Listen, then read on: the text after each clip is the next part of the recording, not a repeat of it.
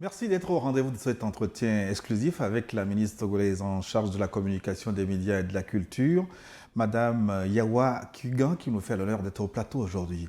Bonjour Madame. Bonjour Gilles. Nous sommes heureux de vous avoir pour évoquer avec vous certains points clés de la déclaration de politique générale du nouveau gouvernement présenté devant l'Assemblée nationale la semaine dernière. Un gouvernement de transition, dit la chef de gouvernement, transition de 12 mois, dont la mission essentielle est de baliser la voie vers la mise en place des institutions de la Ve République. Mais Madame, pourquoi avoir mis tant de temps pour la formation de ce nouveau gouvernement ? Merci Gilles déjà. Je suis heureuse aussi d'être ici avec vous et je voudrais vous remercier et toute votre chaîne pour cet intérêt tout citoyen du monde médiatique à la chose publique togolaise.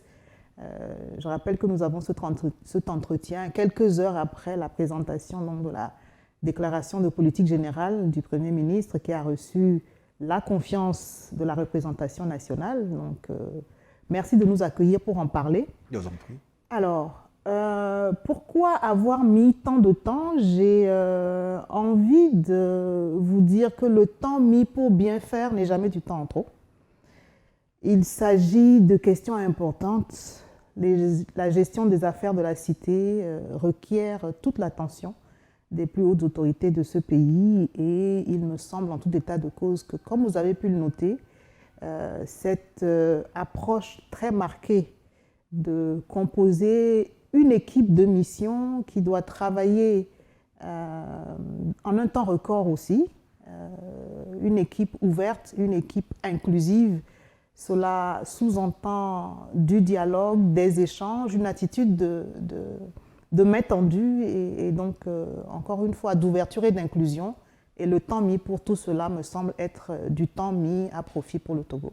Et le nouveau gouvernement est caractérisé par son ouverture, sa diversité et son inclusion, selon la Première ministre.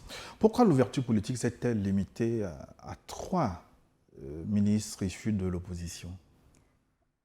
Et si je vous proposais de voir plutôt le verre à moitié plein et à la fois de prendre acte, mais très rapidement après avoir pris acte, de considérer que c'est davantage un signal qui lui-même marque une vision, une approche, et que c'est une dynamique, plutôt que de compter, parce que je voudrais davantage m'appesantir sur la qualité que sur la quantité lorsque cet aspect est évoqué. Et ce qu'il me semble important de dire aussi, c'est qu'une équipe gouvernementale, je l'ai dit tout à l'heure, c'est une photographie politique à un moment donné. Et ce qu'il y a avec la photographie, c'est qu'elle est forcément conforme à ce dont elle est l'image. Et vous l'avez entendu, on y reviendra probablement dans le courant de cet échange. Madame le Premier ministre a parlé de ce qu'il y a une attention au message des populations. Et le message des populations, vous le retrouvez dans la configuration de la représentation nationale et il me semble tout à fait pertinent, sans prétendre à avoir été, si vous voulez, dans le secret des dieux de la composition de ce gouvernement. Il me semble en tout état de cause que les différents indicateurs que nous avons rendent tout à fait naturel et pertinent, à mon avis, qu'il y ait 3 ministres venant d'autres partis. Ça me permet, avec votre permission, Gilles, sans m'enfoncer dans les méandres rhétoriques ou sémantiques, de rester réservé sur l'utilisation du mot opposition. Pour moi, il n'y a pas de Togolais qui soient opposés à des Togolais. Il y a des Togolais qui pensent à leur pays, qui l'aiment de la même façon, mais qui considèrent qu'on peut faire les choses autrement. C'est comme ça que je vois les choses. Et voilà, nous avons dans ce gouvernement 3 personnalités qui appartiennent à des partis politiques différents du parti politique qui a la majorité. C'est cela Donc ce sont des l'essentiel, individus qui à mon ont été avis. cooptés ou avez-vous eu des discussions politiques avec ces formations politiques? Je pose la question parce que certains de ces ministres ont été exclus, justement parce qu'ils font désormais partie du gouvernement. Je voudrais, de façon très réaliste, me situer davantage en aval qu'en amont, parce que je l'ai dit, cela ne relève pas de mes prérogatives de former le gouvernement. En revanche, lorsque j'ai vu la formation du gouvernement, que j'ai eu la chance d'assister au premier Conseil des ministres et de voir le chef de l'État rappeler sa vision et insister sur cette ouverture et sur sa conviction que le Togo sera construit par tous les Togolais, je préfère que notre analyse, comme je l'ai dit, se situe donc sur ce pan-là. Une fois que l'équipe gouvernementale est publiée, eh bien, encore une fois, il me semble que ce qui est le plus important, c'est que des Togolais travaillent pour le Togo. Maintenant, vous avez parlé de certaines personnalités cooptées au gouvernement, exclues de leur parti. Il faut le regretter parce que l'exclusion ne fait pas gagner, c'est ensemble qu'on gagne. Cela nous a été récemment encore rappelé par le président de la République. Les victoires ne peuvent être que collectives et travaillons en sorte de faire gagner le Togo d'abord. Madame, je voudrais vous relayer les préoccupations d'un Togolais de l'extérieur en relation avec l'inclusivité dont vous parlez, en relation avec le gouvernement. Il dit que l'ouverture du chef de l'État est à saluer. Il serait bien que le président de la République, Faure Essoz-Imana Gnassingbé, en revanche, offre un ministère détaché aux milliers de Togolais de la diaspora en réponse à nos doléances de longue date en guise d'inclusion et pour une meilleure prise en compte de cette diaspora. Qu'est-ce que vous en pensez? Alors, ce que j'en pense, c'est qu'il faut déjà dire merci à ce compatriote de l'extérieur qui a noté, comme je le disais tout à l'heure, cette volonté d'ouverture et d'inclusion dans la formation du gouvernement, et dire également que la question des Togolais de l'extérieur est déjà largement prise en compte dans la formation du gouvernement. Le ministère en charge des Affaires étrangères est également en charge des Togolais de l'extérieur et donc, me semble, a vocation à s'occuper de toutes ces questions et donc, pour finir, inviter donc ce compatriote à se rapprocher de ce ministère pour présenter ou renouveler, parce qu'il a parlé de doléances de longue date, ou renouveler ces doléances. Et en tout état de cause, il devrait y trouver des interlocuteurs extrêmement valables. Justement, ce ministère s'occupe de la diaspora, notamment avec des initiatives comme le Haut Commissariat des Togolais de l'extérieur, HTCE.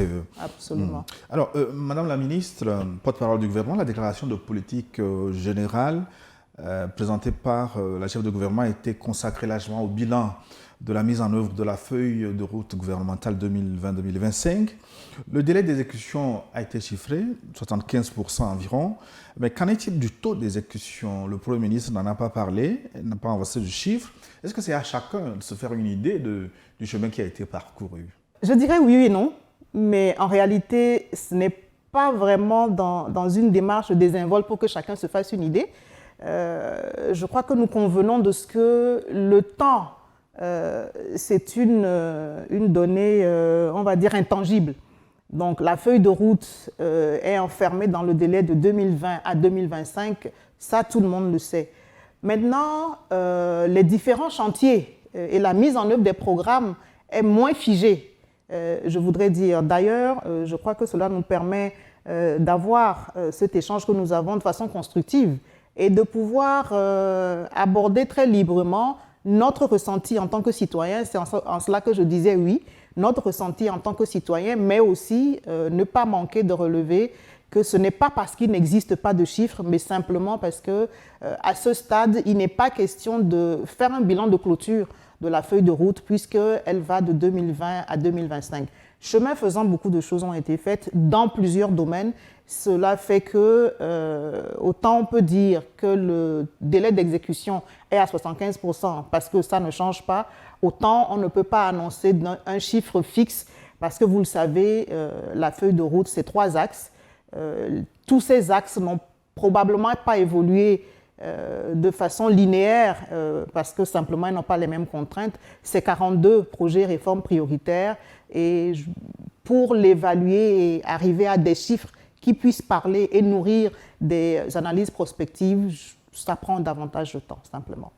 Alors, mon impression générale, en me préparant cette émission, j'ai parcouru cette déclaration de politique générale.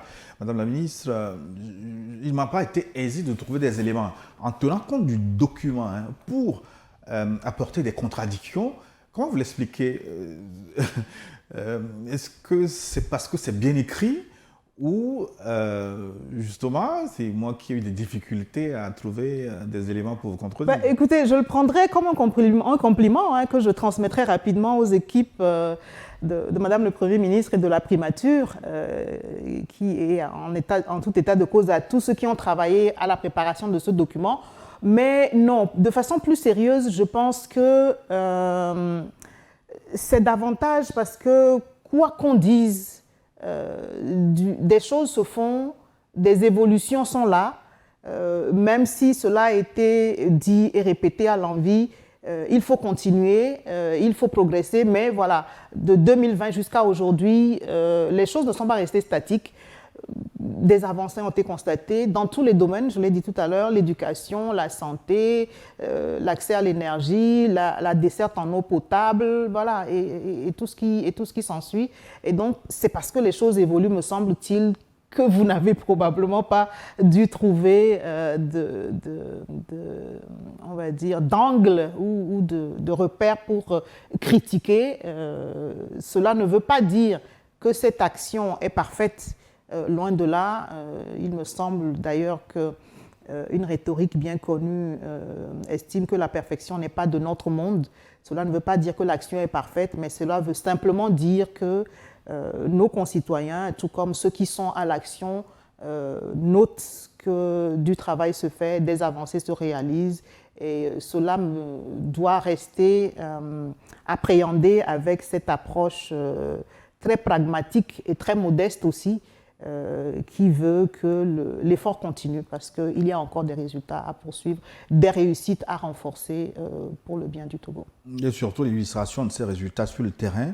Alors, des avancées significatives ont été annoncées par la chef de gouvernement. Hausse des investissements publics, par exemple, de plus de 40%. Sur 4 ans, croissance économique en hausse.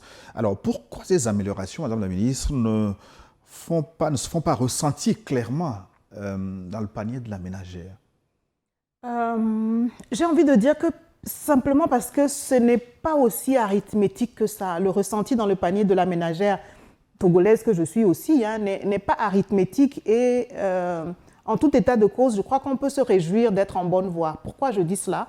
Parce que même si ce n'est pas arithmétique, il est clair que lorsque vous avez tout ce que nous avons pu noter, en termes d'amélioration, vous avez parlé des investissements publics, de la croissance économique. Donc, en termes d'amélioration de performance au niveau macro, lorsque vous mettez les avancées au niveau macro et que vous mettez une dynamique qui maintient l'effort et qui poursuit les résultats de façon très exigeante, le ressenti va finir par venir. Le ressenti sur le panier de la ménagère, c'est un objectif mesurable par défaut. Dans un contexte d'inflation prononcée comme celle que nous avons au niveau régional, eh bien, vous convenez avec moi que beaucoup de pesanteurs viennent lester les efforts et c'est pour ça que la notion d'accélération est plus que jamais d'actualité aujourd'hui pour faire en sorte que même si les temps sont durs, même si la conjoncture au plan international, au plan continental, au plan régional ne s'améliore pas, eh bien, dans une approche qui met l'humain au centre de l'action publique, que les briques puissent être progressivement mises bout à bout pour avancer lentement mais sûrement. Ça veut dire qu'il vous faut multiplier alors la fabrication de ces briques, multiplier peut-être par 2, par 3. Multiplier la fabrication de ces briques tout en continuant, et je voudrais insister dessus, de considérer que autant que la quantité, la qualité est importante. Alors, le contexte de mise en œuvre de la feuille de route a été marqué, comme vous l'avez souligné tantôt, par une superposition de crises multiformes, surtout exogènes, la pandémie de la Covid-21, la guerre en Ukraine, mais des mesures robustes n'ont pas été prises justement pour la transformation de l'économie togolaise, pour la rendre moins dépendante de l'extérieur. J'ai envie de vous demander de vous détromper, ou alors il faudra qu'on aille plus au fond de ce qu'on appelle des mesures robustes. Ce que je veux dire par là, c'est qu'il faut distinguer dans l'action publique les interventions.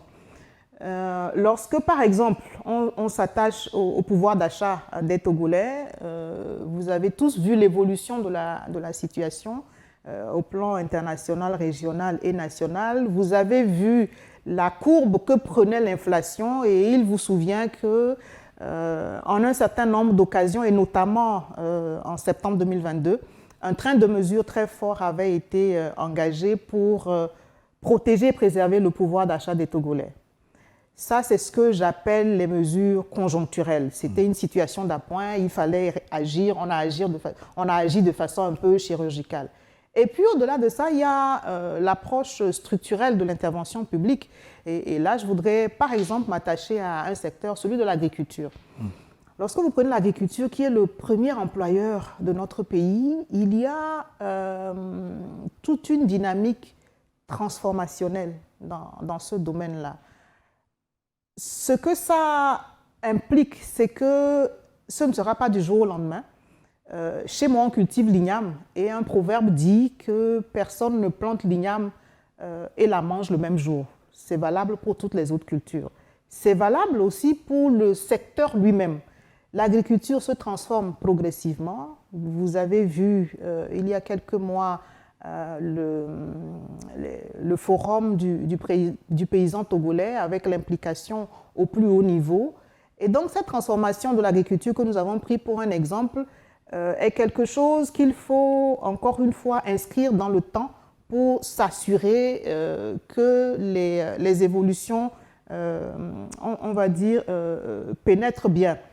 L'agriculture se transformant, vous verrez que dans l'axe 2 de la feuille de route qui veut que nous appuyions sur les forces de notre économie, vous avez aussi les aspects liés à la transformation, oui, au développement industriel à une certaine étape.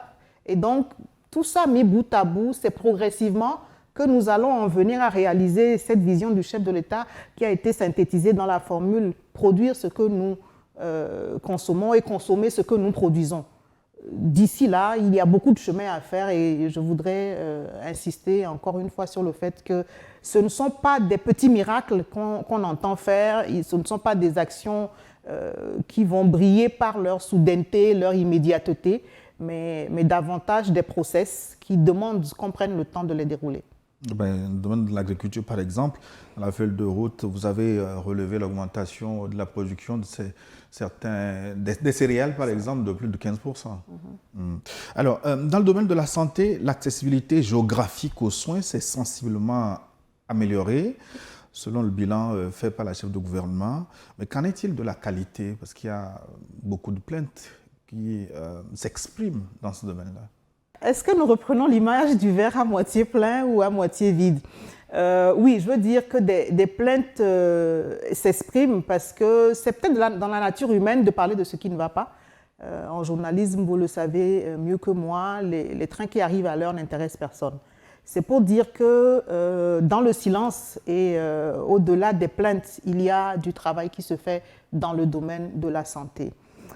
Si l'accessibilité géographique va de pair avec la qualité de l'offre de soins, j'ai envie de vous dire oui, automatiquement. Et il ne vous aura pas échappé lorsque vous serez donc intéressé, comme vous l'avez fait à la déclaration de politique générale, que dans ce domaine, l'accent a été mis également sur la construction, la réhabilitation des unités, leur équipement, ça me semble être des leviers de la qualité. Plus encore, les ressources humaines, la formation, il y en a eu beaucoup. Formation initiale, recrutement important, formation professionnelle, et donc tout cela me semble être des composants d'une amélioration qualitative de l'offre de soins qui, alliée à l'accessibilité géographique, va encore une fois nous permettre de faire des progrès dans ce domaine-là. Et surtout en matière de santé, je voudrais évoquer la mise en place de l'assurance maladie universelle. Elle est en vigueur depuis janvier 2024. Est-ce que vous disposez des données aujourd'hui, des remontées d'informations fiable sur son opérationnalité? Est-ce que ça marche? Oui, ça marche comme un programme ambitieux qui a été démarré au début de l'année en cours.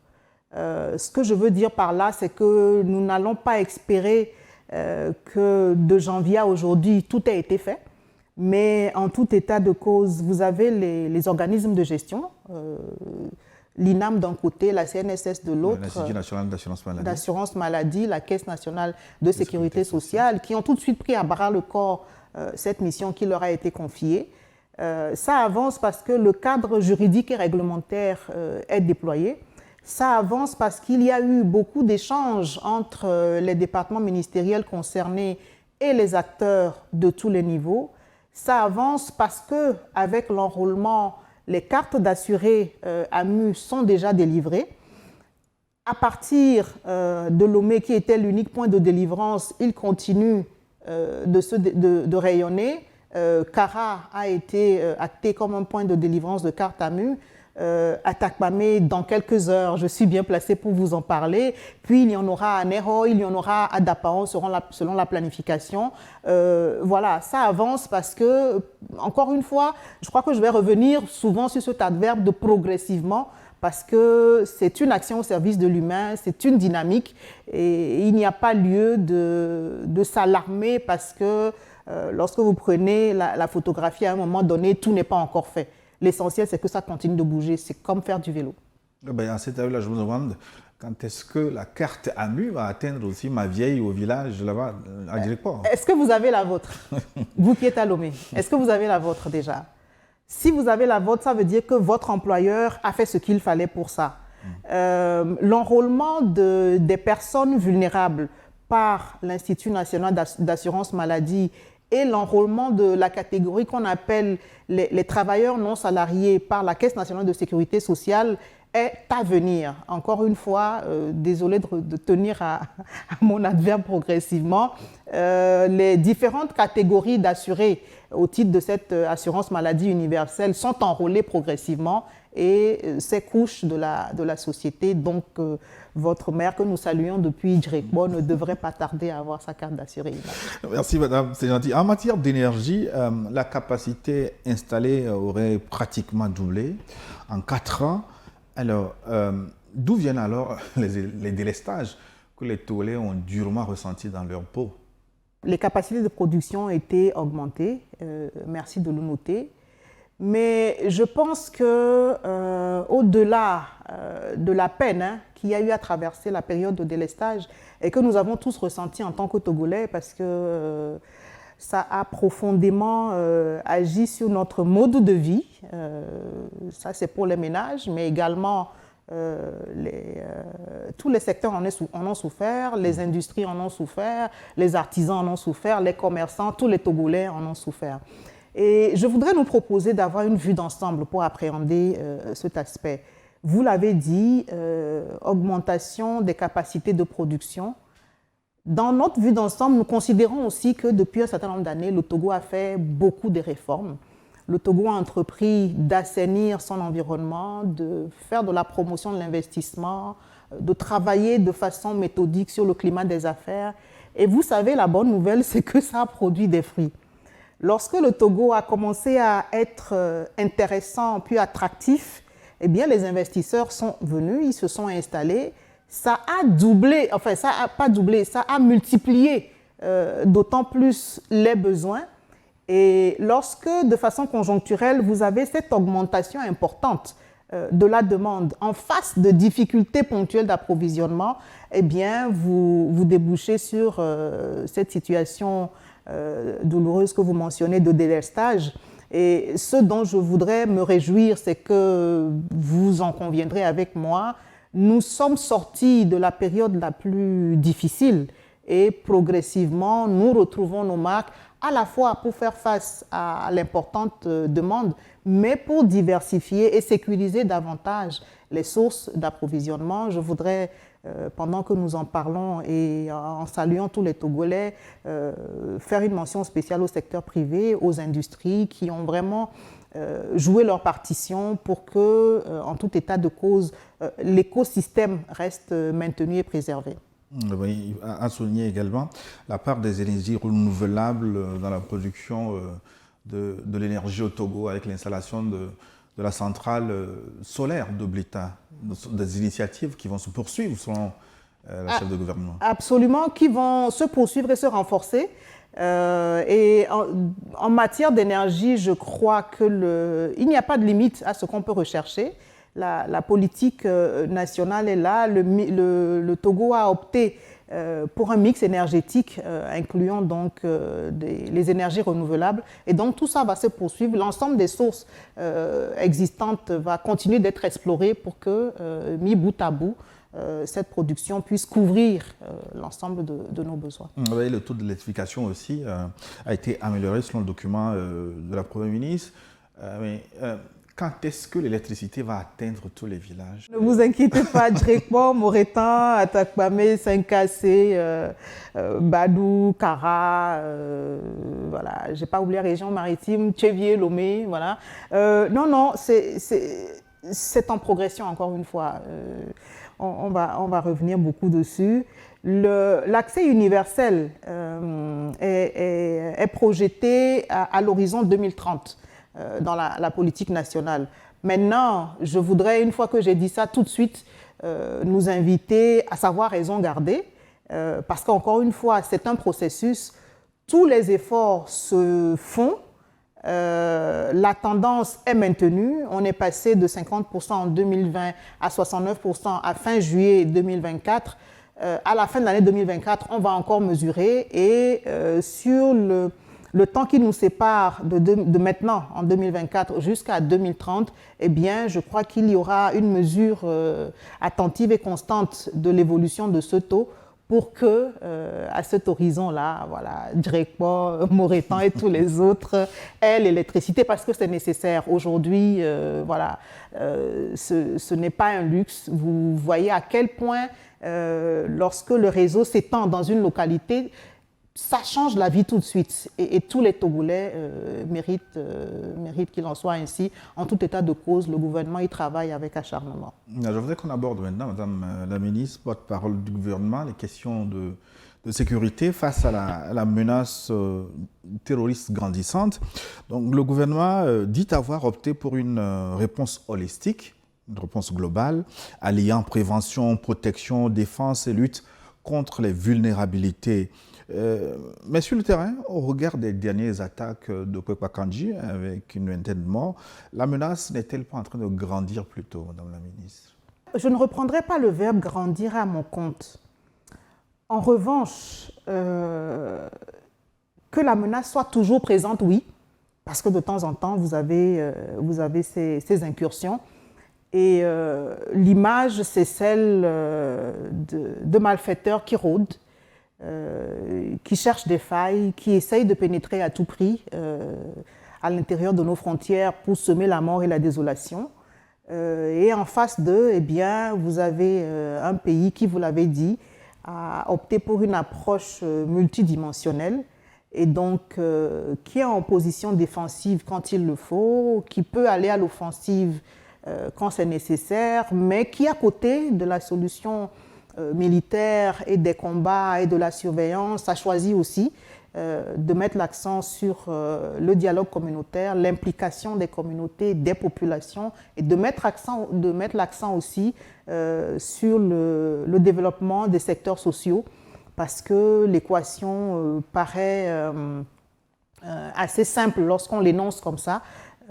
Si la pauvreté fait le lit du terrorisme, eh bien, il faut créer de la richesse pour éloigner le terrorisme. Si vous voulez qu'on fasse une image en plateau d'une balance, ce serait cela.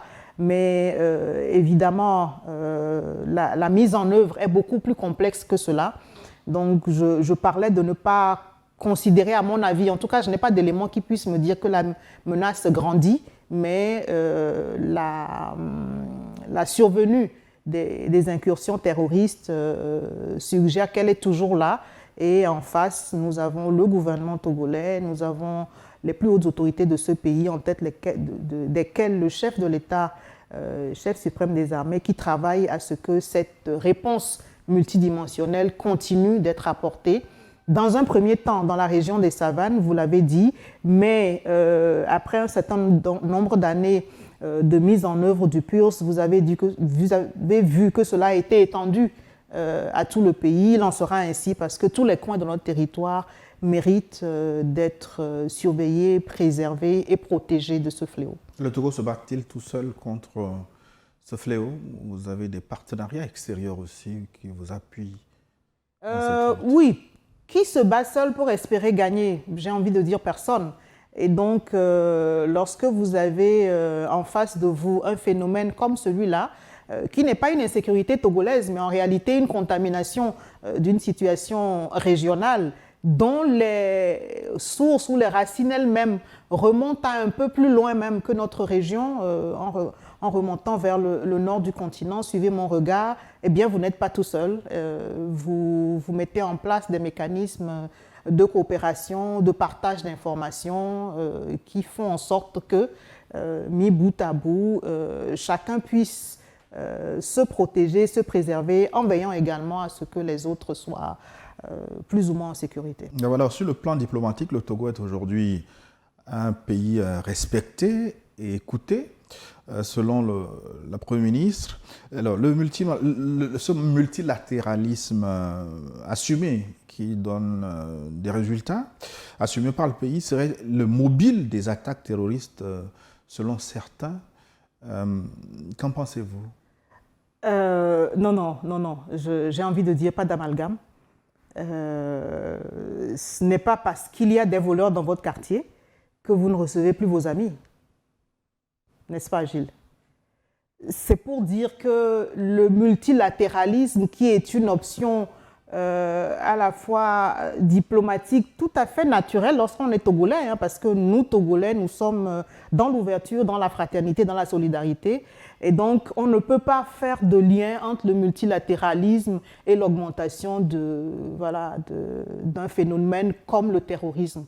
Non, le Togo a choisi d'être ouvert à tout le monde, de ne renier aucune partie de son histoire, mais de ne refuser aucune opportunité qui puisse s'offrir à lui. Et donc, il n'y a, à mon sens, aucun lien. Et il faut même éviter de risquer d'entrer dans ces amalgames-là. Ce n'est pas parce que, je l'ai dit dans l'exemple de début, des voleurs rôdent dans votre quartier que vous n'allez pas acheter de voiture parce qu'ils viendront la voler ou que vous n'allez pas recevoir vos amis parce qu'ils viendront les agresser. Non. À terme non diplomatique, cela veut dire que certains vous reprochent votre proximité, votre amitié avec les États du Sahel. Est-ce qu'il faut se fonder sur les reproches pour renier ces amitiés? J'ai envie de vous envoyer la question. Et si vous ne me répondiez pas comme je vous vois le faire, moi je vous répondrai que non. On ne peut pas se fonder sur des reproches pour renier ces amitiés. Les amitiés, les liens comme la solidarité, la fraternité vont chercher au tréfonds de nous en tant qu'humains, et je crois que c'est la même chose pour les pays.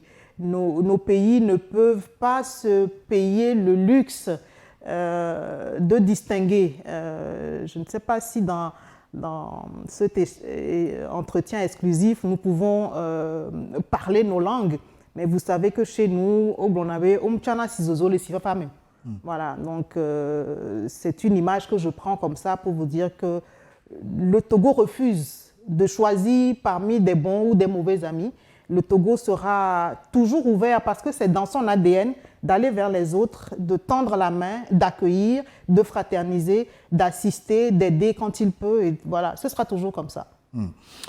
En politique, la constitution de la 5e République qui institue un système parlementaire est un gage d'une plus grande stabilité institutionnelle et politique, favorable à l'éclosion accélérée des actions de développement. Je cite la chef de gouvernement.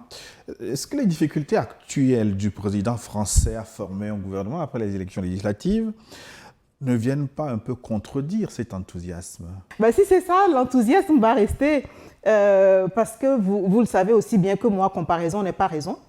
Et j'ai envie de poursuivre en disant peut-être, en considérant la position géographique du Togo et celle de la France, vérité en deçà des tropiques, heureux au-delà. Ceci pour revenir plus sérieusement et dire non, il y a des différences entre le Togo et la France. La population est différente, l'histoire du pays est différente, la culture est différente, les approches peuvent être également différentes et nous inviter dans ce même élan à rester attentifs au message que vous-même avez bien relevé après la formation de ce gouvernement en parcourant la déclaration de politique générale. Et ces messages, c'est celui de l'ouverture. C'est un choix, encore une fois, un choix assumé. C'est celui d'avoir entendu le message des populations.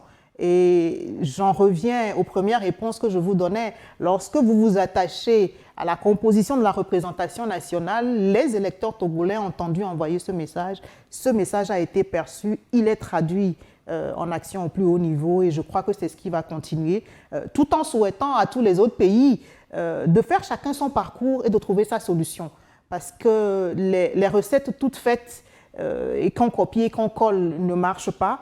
Ce qui marche aujourd'hui pour le Togo peut ne pas forcément être la même chose pour d'autres pays, mais voilà, en souhaitant que chacun trouve sa voie dans ce monde qui n'est pas facile.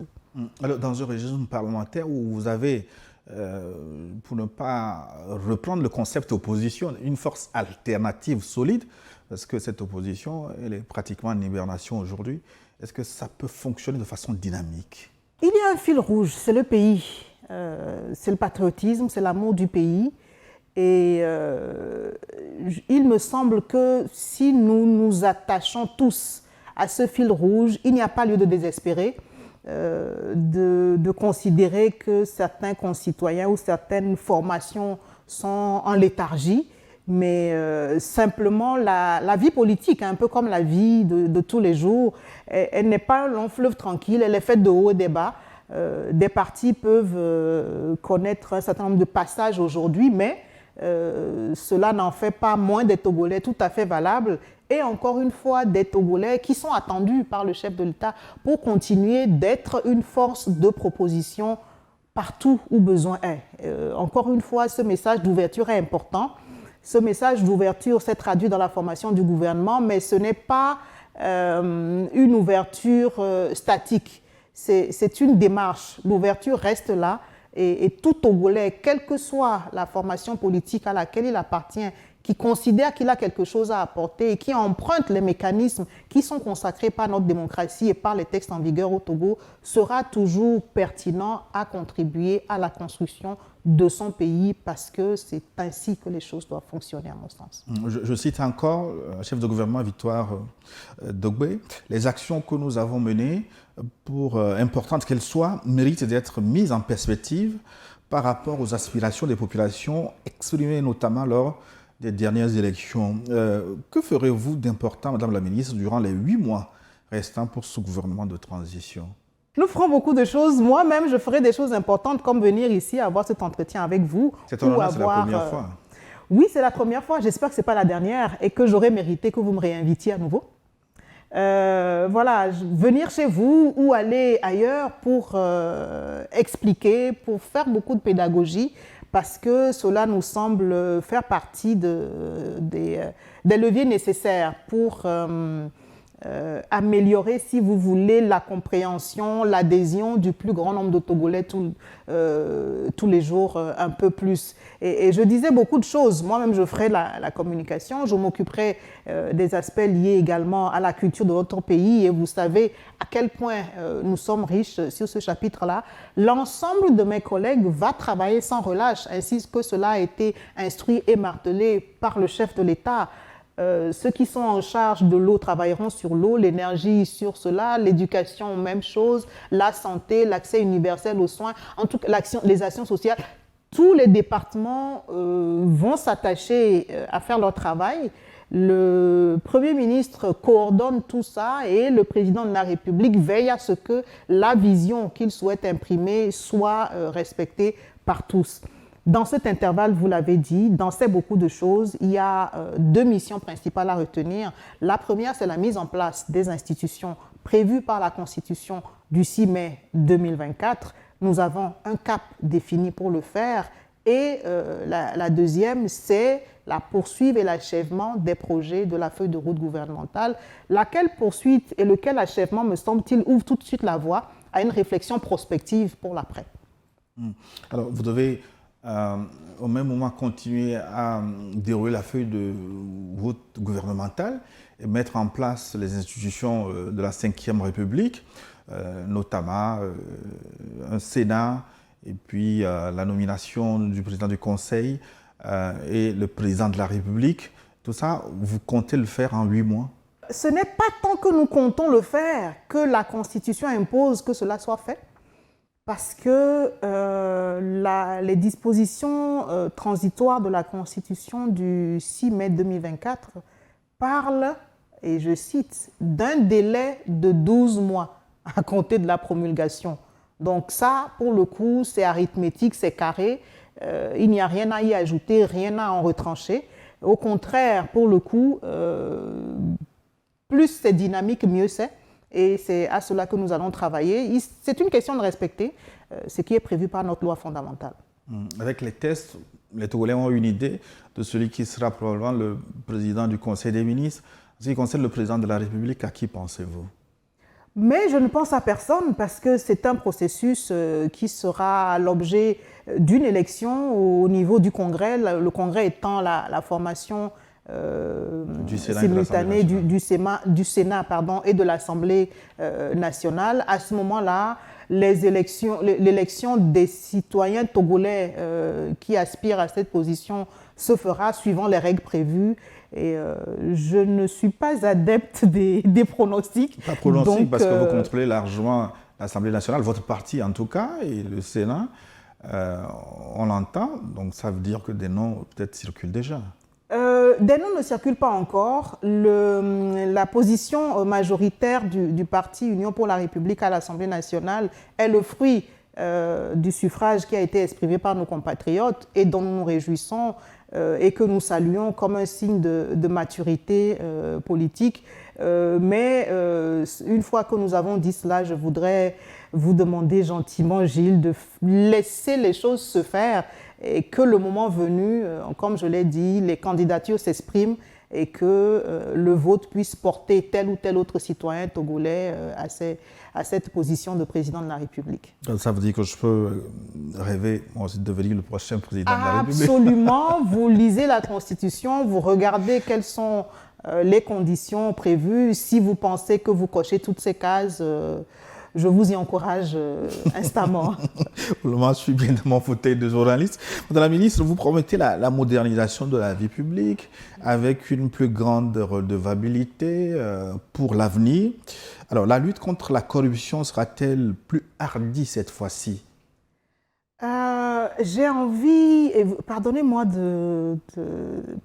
donc ce réflexe de vous renvoyer les questions, mais j'ai envie de vous demander, ou simplement que nous nous demandions si le véritable mérite de la lutte contre un phénomène comme la corruption est dans la hardiesse ou dans les résultats. Je crois qu'une fois que la question est posée en ces termes, nous conviendrons que ce n'est pas tant la lutte hardie que la lutte qui atteint des résultats, parce que la corruption est une gangrène et nous le savons lorsque nous empruntons cette terminologie aux médecins. Lorsqu'un membre est gangréné, on sait ce qu'on en fait. Et c'est ce que la corruption fait à notre pays, en commençant donc par l'économie, mais aussi par tous les secteurs qu'elle contamine. Les juristes disent que la fraude corrompt tout, la corruption aussi corrompt tout, elle corrompt surtout nos chances de nous développer. Donc il y a lieu de lutter contre ce processus, contre ce fléau, à travers un processus constructif sérieux qui identifie les problèmes un à un, qui ne personnalise pas forcément, mais qui progressivement nous débarrasse, j'utilise le mot à dessein, nous débarrasse de cette plaie. Voilà, donc je n'irai pas forcément avec vous sur le terrain de la hardiesse, mais davantage sur le terrain de la concentration, de l'identification de la corruption comme un problème, afin que tout le monde, du plus petit au plus grand et du plus grand au plus petit, puisse lutter systématiquement contre cela. Donc une approche plutôt holistique, plutôt que d'envoyer de temps en temps les coupables en prison.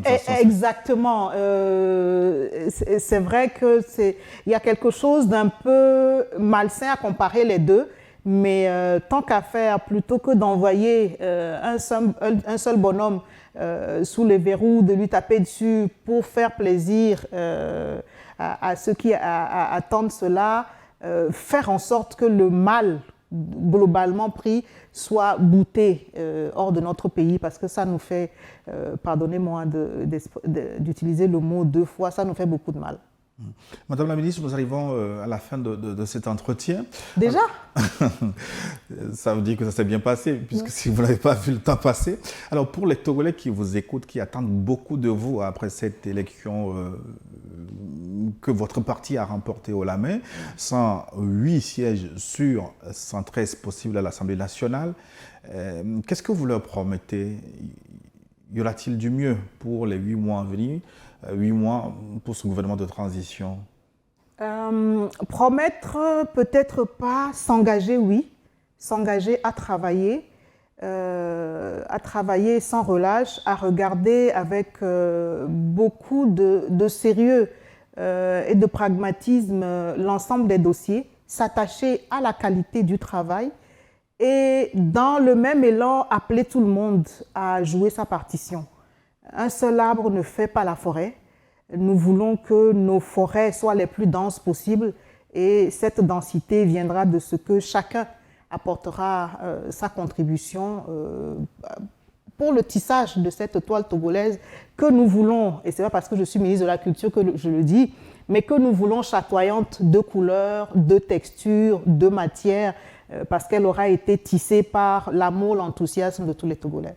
Merci Madame la ministre, porte-parole du gouvernement, ministre en charge de la communication des médias et en plus de la culture. Des charges supplémentaires, ça ne pèse pas trop lourd? Je ne veux pas voir ça comme des charges, mais comme une ouverture des horizons, un appel à travailler à davantage de choses. Et si cela peut très modestement contribuer à faire avancer les choses dans notre pays, soit. Merci. Merci à vous, Gilles. Merci beaucoup. Nous arrivons à la fin de cet entretien exclusif. Merci de continuer de nous suivre sur www.newworldtv.com.